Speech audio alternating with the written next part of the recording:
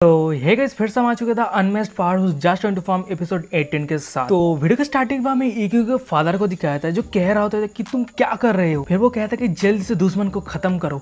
ये सुन के यन ज़ाओफेंग कहते कि मैंने आपको बचाया है, आप कैसे अपनी अक्कड़ के साथ बात कर सकते हो। ये सुन के ईक्यू के फादर कहते कि मैं सिनिया चैन का पैदा हूँ और सिनिया चैन ने मुझे ऑर्डर दिया है कि फेंगबू नेशन को हासिल करने के लिए, और तुम यहाँ पे आए हो क्या सिनिया चैन की वजह से। ये सुन के यन ज़ाओफेंग कहते कि सिनिया चैन, और तभी हमें वही डेविल को दिखाया था जो ये बातें सुन के कहते कि हा, और तुम वही मास्टर के बारे में बात कर रहे हो, क्या बकवास कर रहे हो, यहाँ तक कि तुम्हारे साथी भी तुम्हारे मास्टर को नहीं जानता। और इधर यन ज़ाओफेंग को दिखाया था जो ईक्यू के फादर की ये बातें सुन के बहुत ही ज़्यादा चौंक जाता है और वो कहते कि तुम्हारा मतलब किंग्सू टाउन का मिस्टर चैन। और इधर ईक्यू के फादर को दिखाया था जो कहता था कि एकदम सही, मास्टर ने गेस कर लिया था कि मैं कुछ मुसीबत में पड़ने वाला हूँ, इसलिए तुमको भेजा था। और इधर हमें यन ज़ाओफेंग को दिखाया था जो ये सब बातें सुन के कहता कि मैं समझ गया, मैं सब कुछ समझ गए। मिस्टर चैन ने मुझे जो ड्राइंग दिया था उस ड्राइंग की वजह से कहना चाहता था कि फेंगबू नेशन अभी बहुत ही मुसीबत में है और मुझे फेंगबू नेशन की मदद करना है। फिर हमें दिखाया था कि यन ज़ाओफेंग 10,000 स्वॉर्ड स्पेल कास्ट करता है और उस डेविल के ऊपर अटैक करने लगता है।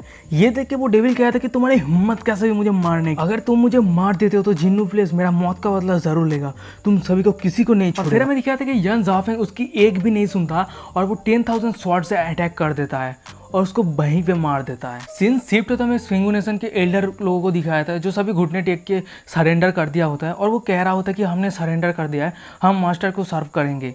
और ये सुन के ईक्यू के फादर कहते हैं कि बहुत ही अच्छी बात है। शिफ्ट तो हमें ईक्यू के फादर और यन ज़ाओफेंग को दिखाया था जो किंग्सू टाउन यानी चेनफिन के घर के पास आ चुका होता है और वहीं पे ईक्यू के फादर कह रहा होता है कि मैं या जिंग हूँ और मास्टर का मैं राइट हैंड हूँ और तुम मुझे एल्डर या भी बुला सकते हो।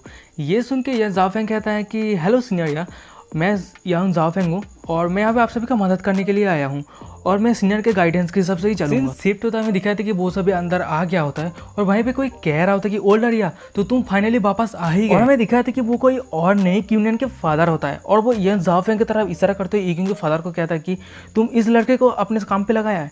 ये सुन के ईक्यू के फादर कहते हैं कि हाँ, और ओल्डर क्यों, तुम ऑलरेडी मार्शल ड्रैगन पीक पे पहुंच चुके हो। अचानक से क्यूनियन के फादर ईक्यू के फादर के कान में आके कहते हैं कि ओल्डर या, मास्टर अभी बहुत ही ज़्यादा गुस्सा है क्योंकि मास्टर ने ईक्यू को जो काम दिया था किंगू ने अभी तक पूरा नहीं किया है। ये सुन के ईक्यू के फादर कहते हैं कि क्या सच में। क्यूनियन के फादर कहते हैं कि मास्टर कुछ दिनों से मुझे पूछ रहा है कि किंगू अभी तक लौटा क्यों नहीं।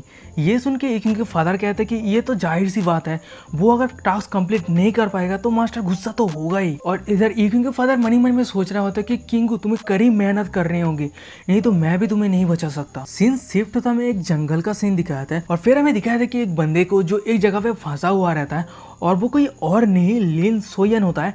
वो हमें एपिसोड 4 में देखने को मिला था इस बंदे का आइडेंटिटी, वो अभी तक जिसको नहीं पता वो एपिसोड 4 जाके देख लेना। तो वो कह रहा था कि मैं क्या यहीं पे मरने वाला हूँ, और तभी उसके कमर पे बंधे लकड़ी का वो तलवार चमकने लगता है और ये देख के वो कहता है कि अरे ये। और तभी हमें एक फ्लैशबैक दिखाया था कि लिन सोयन को ये तलवार कैसे मिला था।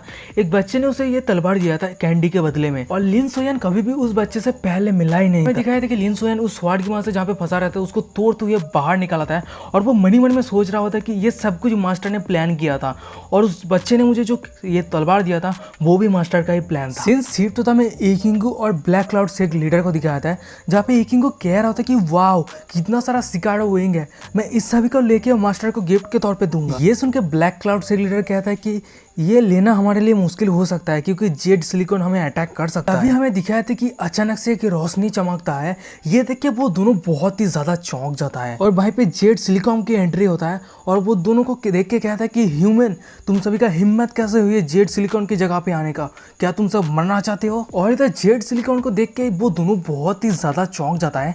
यहाँ पे एक ही को कहता है कि क्या ये तो कलरफुल जेड सिलिकॉन है। और इधर हमें ब्लैक क्लाउड से लीडर को दिखाया था जो कह रहा होता है कि मिस हमें बहुत ज्यादा सावधान रहना होगा। और तभी हमें दिखाया था कि जेड सिलिकॉन कुछ बनाने लगता है। ये सब देख के वो दोनों बहुत ही ज्यादा चौंक जाता है। एक को कहता है कि ये क्या हो रहा है। ये देख के ब्लैक क्लाउड से लीडर कहता है कि शायद अटैक करने वाला है, हमें सावधान रहना होगा। और तभी हमें दिखाया था कि जेड सिलिकॉन ब्लैक क्लाउड से लीडर को अटैक कर देता है और उसके मुंह से खून आने लगता है। ये देख के ईकिंगू कहते हैं कि एल्डर हुआ। फिर वो जेड सिलिकॉन ईकिंगू को अपने टेंटिकल से पकड़ते हुए कहते हैं कि क्या तुम लोग सच में सोचते हो कि मेरे अटैक को रोक सकते हो, क्या बकवास है। फिर हमें दिखाया था कि वो जेड सिलिकॉन ईकिंगू को अपनी टेंटिकल से जकड़ लिया होता है और वो कह रहा था कि अब तुम्हारी बारी। ये देख के ई किंगो अपने लाइफ पे गिव अप कर देता है और वो थोड़ी दुखी होती है, मन ही मन में कहता है कि सीनियर ने मुझे जो टास्क दिया था मैंने पूरा नहीं कर पाया, मैंने सीनियर को डिसअपॉइंट किया है। अब एल्डर हुआंग भी मर चुका है, अब मेरी बारी। तभी हमें दिखाया था कि वहाँ पे लिन सोयान आ जाता है और वो उसकी तलवार से उस टेंटिकल को काटते हुए कहता है कि एविल क्रिएचर, तुम्हें हिम्मत कैसे हुई लोगों को हार्ट करने की। ये सब देख के वो जेड सिलिकन बहुत ही ज़्यादा चौंक जाता है और वो कहते हैं कि एक स्वाड कैसे मेरा सिल्क के धागों को काट सकता है। और वो कहते हैं कि अरे रुको, ये तो क्लाउड स्टील डिवाइन वुड है। और इधर हमें लिन सोयान को दिखाया था जो कह रहा होता है कि मिस या अब आपको चिंता करने की कोई ज़रूरत नहीं है, मास्टर ने मुझे भेजा है आपकी मदद करने के लिए आपके मिशन पे, और ये स्वॉर्ड जो है मास्टर ने मुझे दिया है और ये जेड सिलिकॉन हमसे नहीं जीत पाएगा। और इधर हमें ई किंग को दिखाया था जो ये सब बातें सुन के मनी मन में बहुत ज़्यादा खुश होता है और वो मनी मन में कह रहा होता है कि मास्टर ने मुझे अभी तक नहीं छोड़ा, मैं कैसे इस तरह के बुरा भला सोच सकता हूँ। अचानक से वो जेड सिलिकन कहते कि मुझे माफ कर देना, मैंने एक्सपर्ट को ऑफेंड कर दिया है, प्लीज मेरी जिंदगी बच दीजिए। ये सुन के किंग को कहते कि चिंता मत करो, हम यहाँ पे सिर्फ क्लाउड सिसडिया विंग के लिए आए हैं, हम आपको चोट नहीं पहुंचाएंगे। फिर अचानक से ई किंग और लिन सोयान के पीछे से एक बुढ़ा आता है और वो कहते कि अगर सोचा जाए कि ये वुडन स्वॉर्ड इस जेड सिलिकॉन का वीकनेस है तो क्या होगा, और वो अपनी पावर की मदद से लिन सोयान से वो वुडन स्वॉर्ड छीन लेता है। और ये देख के लिन सोयान कहते कि मेरा स्वॉर्ड। ये सब देख के लिन सोयान बहुत ही ज्यादा गुस्सा हो जाता है और वो कहता है कि ये ट्रेजर मास्टर ने मुझे दिया था, तुम्हारी हिम्मत कैसे ये लेने की, अगर तुम ये लेने की कोशिश की मास्टर तुम्हें कभी नहीं छोड़ेगा। फिर हमें फाइनली उस इंसान को दिखाया था जो एकदम गंदी शक्ल बनाते हुए कहता है कि मास्टर ये मास्टर वो, तुम सब हमेशा उसके बारे में बात करते रहते हो, क्या तुम बता सकते हो कि वो कौन है। ये सुन के किंग कहता है कि मास्टर के पास असीम क्षमता है, मास्टर आज से आया हुआ है। ये सुन के वो बुढ़ा कहते हैं कि क्या। फिर वो अचानक से एक अटैक करते हुए कहता है कि फिर देखते हैं कि तुम्हारा मास्टर कैसे इस मेरे अटैक से तुम्हें बचाता है। और अचानक से किंग लिन सोयान को पीछे ढकल देता है और उस अटैक को अपने ऊपर ले लेता है और वो अटैक जब भी किंग के ऊपर लगता है उसके मुंह से खून आने लगता है। और इधर हमें किंग को दिखाया था जो उसका हालत बहुत ही खराब होता है और वो मन ही मन में सोच रहा होता है कि मास्टर मैंने आपकी उम्मीदों पे पानी फेंक दिया है, ऐसा लगता है कि यही मेरा अंत है। और हमें दिखाया था कि अचानक से उसके गले पे जो पेंडेंट रहता है वो चमकने लगता है और उस पेंडेंट को चमकते हुए देख के किंगू बहुत ही ज़्यादा हैरान हो जाता है। और इधर उस बुढ़े को दिखाया था जो अटैक कर रहा था, वो ये सब देख के वो भी हैरान हो जाता है। और इधर किंग को दिखाया था जो मनी मन में कह रहा था कि ये पेंडेंट मुझे हील कर रहा है। फिर अचानक से उसके शरीर के अंदर कुछ होने लग रहा है और वो अचानक से एक दूसरी डिमेंशन में चला जाता है। किंगू जब सामने देखता है तो वो बहुत ही ज़्यादा हैरान हो जाता है और वो देखता है कि एक इंसान लोटस के ऊपर बैठा रहता है और उसके साइड के बहुत सारे सर्कल बना रहता है और उसके माथे के ऊपर एक स्वाड रहता है। और ये सब देख के किंगू बहुत ही हैरान होते हुए कहता है कि मिस्टर चैन। और हमें दिखाया था कि वो लोटस के ऊपर बैठा हुआ इंसान कोई और नहीं चैन फेन होता है और वो कहता है कि किंगू क्या तुम मेरी इच्छा पूरा करने के लिए इच्छुक हो। और ये सुन के किंगू कहता है कि हाँ किंगू इच्छुक है। चेनफिन कहता है कि अगर ऐसी बात है तो आओ। किंगू चेनफिन के सामने आता है और चेनफिन अपने हाथों से किंगू के माथे के ऊपर टच करता है और अचानक से बहुत ही रोशनी निकालने लगता है। ये देख के किंगू मनी मन में सोच रहा होता है कि मिस्टर चेन हमेशा मेरे ऊपर काइंड रहता है। और हमें दिखाया था कि चेनफिन किंगू को छूते ही उसका शरीर पे एक अलग ही रूप आने लगता है, एक न्यू फॉर्म लेने लगता है और हमें फाइनली दिखाया था किंगू को एकदम गॉडेस फॉर्म में होता है। और इधर किंगू की ये रूप और पावर देख के वो दोनों घुटने टेक देता है। वो बुढ़ा कह रहा होता है कि कितना टेरिफाइंग हो रहा है, मैं ठीक से सांस भी नहीं ले पा रहा हूँ। और इधर लिन सोयान किंगू की पावर देख के पूरा हैरान हक्का वक्का रह गया होता है। और इधर हमें उस बुढ़े को दिखाया था जो डर के मारे पसीना आ रहा होता है और वो मनी मन में सोच रहा होता है कि आज मेरा सब कुछ खत्म हो गया। फिर हमें किंग को दिखाया था जो अपना आँख खोलता है और उस बुढ़े की तरफ देखते हुए कहता है कि मैं तुम्हारे माफी के तौर पे तुम्हारा जिंदगी लूंगा। फिर किंगू उस बुढ़े को कहते कि मरो और वो उसको मार देता है। ये देखे जेड सिलिकॉन बहुत ही ज्यादा हैरान और वो मनी मन में सोच रहा होता है कि मैं इतने स्ट्रॉन्ग पर्सन के सामने में मेरी हिम्मत दिखा रहा था, मुझे मेरे क्लैन के लोगों के खातिर मुझे सरेंडर करना ही होगा और माफी मांगना पड़ेगा। किंगू लिन सोयान को अपने सामने घुटने टेकते हुए देख के किंगू कहते हैं कि तुम्हें मेरे सामने घुटने टेकने की जरूरत नहीं है, हम दोनों ही मास्टर के पैदे हैं। ये सुनकर लिन सोयान कहता है कि थैंक यू साइंटिस्ट। ये सब देख के वो जेड सिलिकॉन अपना घुटने टेक देता है और वो माथा टोकते हुए कहता है कि मुझे माफ कर देना मेरी रूडनेस के लिए और मैं सरेंडर करता हूँ। ये सुन के किंगू कहता है कि अगर ऐसी बात है तो जल्दी से क्लाउड सिकाड़ा वो इनको जुगाड़ करो और मुझे दो। ये सुन के जेड सिलिकॉन कहता है कि मैं समझ गया, मैं जल्दी करता हूँ। और इधर हमें दिखाया था कि क्लाउड सिकाड़ा इनको एक झोले के अंदर भर रहा होता है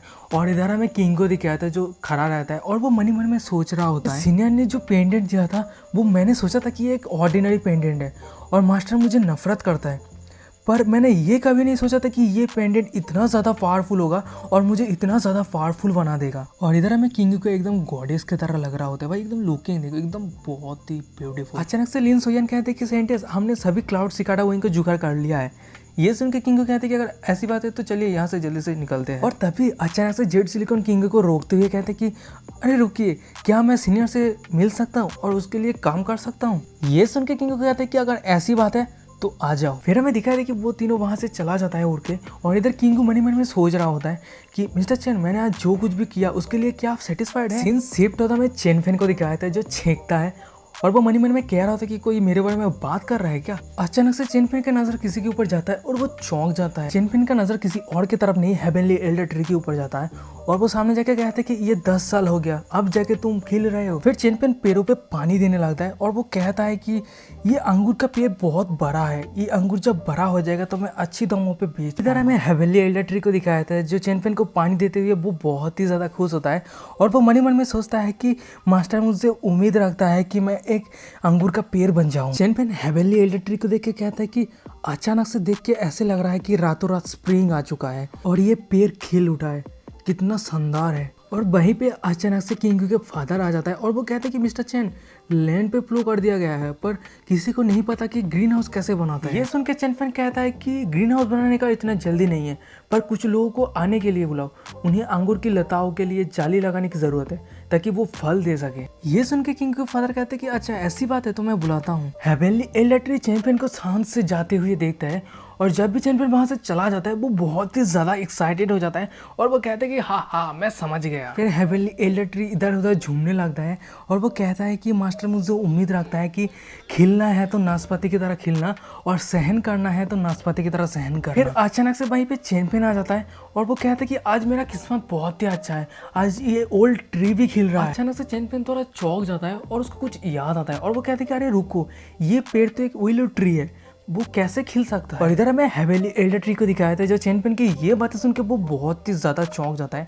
और वो मन ही मन में सोचता है कि अरे रुको, ये अच्छा नहीं हो रहा है, क्या मैंने मास्टर की बातों को गलत मतलब समझ लिया। इधर हमें जिया को दिखाया था जो अपना झूला झूल रहा होता है और हेवनली एल्डर ट्री उसकी तरफ मूर्ति को कहता है कि आंटी प्लीज मेरी मदद करो जल्दी से। हेवनली एल्डर ट्री की ये बातें सुन के जिया कहता है कि एम्पायर किंग, मैं आपकी जूनियर हूँ, आप मुझे इस तरह से नहीं बुला सकते, ये बहुत ही ज़्यादा एनोइंग है। फिर जिया कहता है कि पहले मुझे इग्नोर किया गया था पर फ्यूचर में ये नेक्स्ट टाइम नहीं होना चाहिए, ठीक है। फिर जिया झूले से नीचे उतर आता है और वो कहते हैं कि ब्रदर, ये सुन के चैनल कहते हैं कि हाँ बोलो। फिर जिया कहते हैं कि ब्रदर, ये old tree regular pair tree नहीं है, ये गोल्डन पेयर ट्री है। ये सुन के चैनल कहते हैं कि क्या सच में। फिर जिया कहते हैं कि इस पेड़ का जो फल होता है वो एकदम सोने की तरह होता है और वो बहुत ही ज्यादा डिलीशियस होता है। और ये सुन के चैनल कहते हैं कि अच्छा ऐसी बात है। और इधर हमें सौबाई को दिखाया था जो जिया को चैनल की इतनी करीब देख के वो बहुत ही ज्यादा जेलस फील करता है और वो अपने को थप्पड़ मारता है और वो कह रहा होता है कि मैंने क्यों उस खरगोश को मदद किया था, वो मेरे वजह से मास्टर के करीब जा पा रहा है और मैं उसके वजह से मास्टर के दिल से दूर चला जा रहा हूँ। और तभी वहीं पे एंशिएंट डिमांडेंट आ जाता है और वो कहते हैं कि क्या रिग्रेट फील हो रहा है